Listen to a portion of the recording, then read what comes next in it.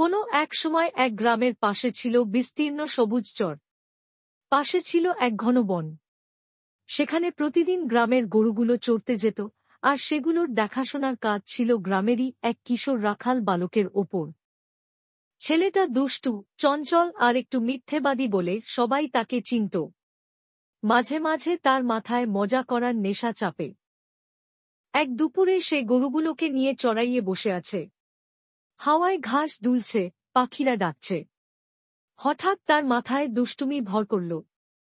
সে উঠে দাঁড়িয়ে জোরে চিৎকার করতে লাগল, বাঁচাও বাঁচাও, গরুর পালেতে বাঘ পড়েছে, সবাই আসো। গ্রামবাসীরা কাজকর্ম ফেলে লাঠি নিয়ে দৌড়ে এলো।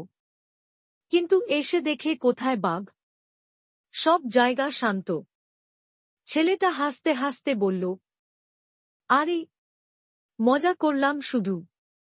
সবাই রেগে গিয়ে চলে গেল।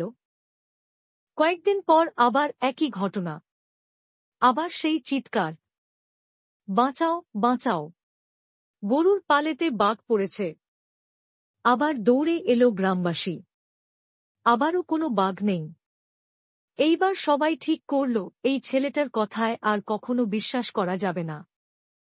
এর কিছুদিন পর সত্যিই বিপদ নামল। বনের দিক থেকে এক ভয়ঙ্কর বাঘ খাবারের খোঁজে এগিয়ে এলো গরুর পালটির দিকে। গরুগুলো ভয় পেয়ে ছুটোছুটি করতে লাগল। কিন্তু এবার আর কেউ তার কথা বিশ্বাস করল না। কেউ এলো না। সবাই ভেবেছিল এটাও নিশ্চয়ই তার মিথ্যা শোরগোল। বাঘ গরুর দিকে ঝাঁপিয়ে পড়ল। ছেলেটি কোনো রকমে নিজের প্রাণ বাঁচিয়ে দৌড়ে ফিরে গেল, কিন্তু কিছু গরু আর রক্ষা পেল না। সন্ধ্যায় ঘটনা শুনে গ্রামের মানুষ খুব দুঃখ পেল। আর ছেলেটি কাঁদতে কাঁদতে বুঝল, মিথ্যা বারবার বললে সত্য দিনেও কেউ বিশ্বাস করে না। মিথ্যার ওপর বিশ্বাস থাকে না। তাই সত্য কথা বলা সবচেয়ে বড় শক্তি।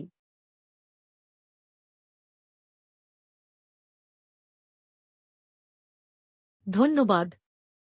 প্রিয় দর্শক, গল্পটি ভালো লাগলে লাইক ও শেয়ার করুন।